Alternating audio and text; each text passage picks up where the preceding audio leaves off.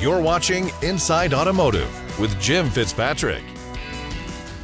Hey everyone, Jim Fitzpatrick. Thanks so much for tuning in. On today's show, we are joined by Matthew Groves, who's the CEO of the Colorado Automobile Dealers Association, to give us a glimpse of the association's agenda and where the state stands on EV adoption today. So Matthew, thank you so much for taking the time out of your schedule to join us on the show. I appreciate you having me. Sure. So, we used to have Tim Jackson on all the time from Colorado, and always enjoyed our discussions with Tim. Tell us a bit about yourself. I think this is the first time you've been on CBT News, right? It is. I was with the association for 6 years as counsel working with him. And before that, I have been almost all of my adult life in Washington, D.C. I was in the Congress for a little bit and at the U.S. Supreme Court before that. Wow. And so sort of lifelong government, just sort of figuring out industry as we go here. That is fantastic. So you got big shoes to fill and a big agenda, I'm sure, ahead. What are some of the initiatives that the association's working on for 2024? One of the things that I'm pretty excited about is we are just trying to be more technologically forward, right? Associations really have had sort of an orthodox blueprint of doing things the same way for a long time. And so we are incorporating new technologies. And one of the parts that gets to be very important there is just validating your data.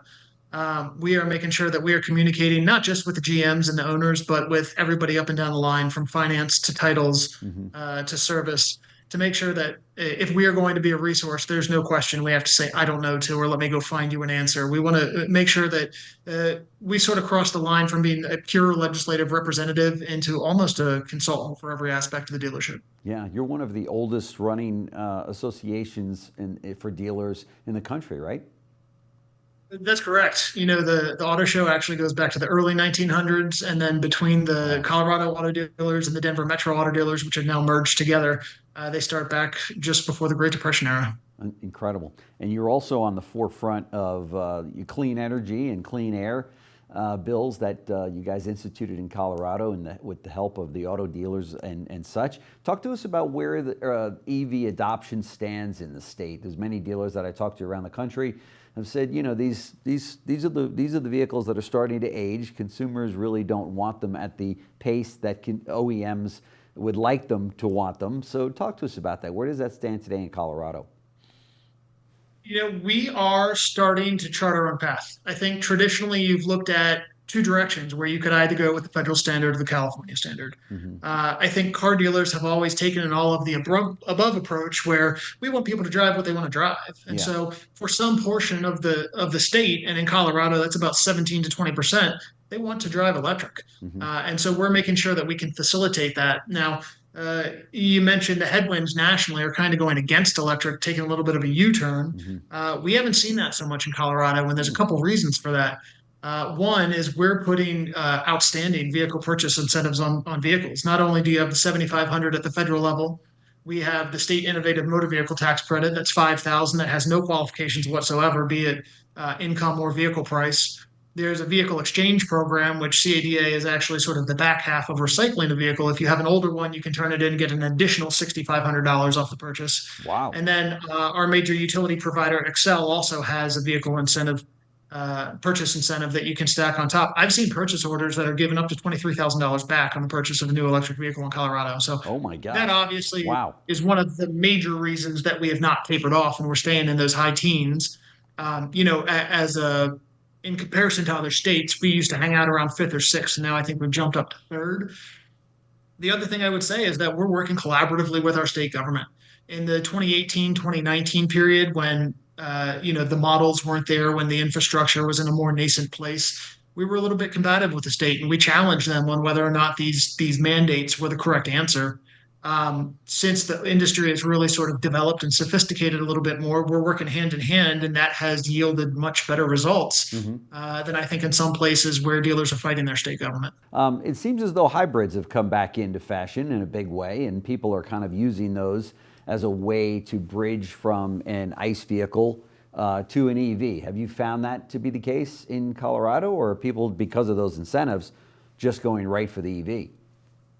No, not at all. I wish EVs were cool in 2011 when I was driving one, but I think what we found now is that it's taken us, like I said, sometimes $17,000 to $20,000 in incentive to get people to buy electric. Yeah. Whereas hybrid is at almost 10% with no incentive at all. Yeah. And so we look at that and say, well, that's great for actual air quality and making sure we're bringing tailpipe emissions down. Mm-hmm. But we also sort of take sort of a longitudinal view of that and say, not only is this group moving towards cleaner technology, this is your pipeline for future EV buyers. Once you buy hybrid, you're more open to the idea that maybe in the future electric could work.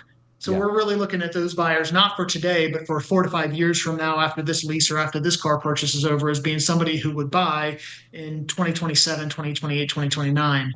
I think there's a common argument that, well, everybody who wants one has one. And that could be true to some extent. We're trying to make sure that there is a continued interest throughout the next 5 years of this goal that we've set for ourselves of having 940,000 vehicles on the road by 2030. Sure. Affordability obviously is always comes up along with the charging stations and range anxiety and such. Is it conceivable that somebody's paying less on average for an EV in Colorado than they would for an ICE vehicle? From a maintenance standpoint, I'm not sure that I can answer that. I think that when we talk about charging versus price of gas, Colorado's got pretty expensive gas. And I think we're looking at another increase here as we go to reformulated gas. So I'm not sure that I could make that comparison as a non-EV driver. What I can say is that for people who drive only around the city, if you have a 300-mile range, we're not talking about charging every day. We might be talking about charging once a week. Yeah. And I think that those folks are making it work. Folks with 30 or 40 or 50-mile commutes who are coming from the suburbs or from beyond the suburbs into the city might have a different situation. So I think it's all going to depend on how you drive your car. Right, for sure. Switching gears a little bit and going from the 2 letters of EV to AI, that seems to be something that is also changing our industry. Talk to us about that and what you're doing to help prepare dealers for an AI environment. I think everybody is fascinated with artificial intelligence as to what it can do. But I think the real concern for business is what does it mean? And it's never on the front end. We can all be wowed by the capabilities, but the responsibilities for dealers are all with what do we do with the data? How do we control it? Yeah. It's awful hard to control it when you don't know what you're collecting and you don't know where it's going and you don't know how it's being stored, because that's where the government regulators try to fix it. From someone who worked in the government for 14 years, I think one of the strangest things about artificial intelligence for me is that traditionally the legislation and the regulation is years behind the technology. And this time we're actually trying to get out in front of it. So we're trying to pass regulations when we don't even have a full spectrum grasp of sort of the lifespan of the data. And so I think that's one of the concerns is how do we comply with something without a full understanding of the technology? I think that there are some really great potential applications where you could have sort of self-destructing data where it comes on for a specific purpose and then it takes care of itself to make sure that you are compliant. But again, how realistic is that from a technological readiness level? I couldn't tell you. Yeah. As the CEO there of a very progressive association, what are some of the things that keep you up at night about the industry? Oh, that's a good question. It's always uncertainty, right? Nobody can predict what a consumer is going to want to do, what a consumer is going to be able to do. The national consumer economy concerns us, right? What happens if we take a tank like we did in 2008 and all of a sudden we hit a wave of consumer bankruptcies? Yeah.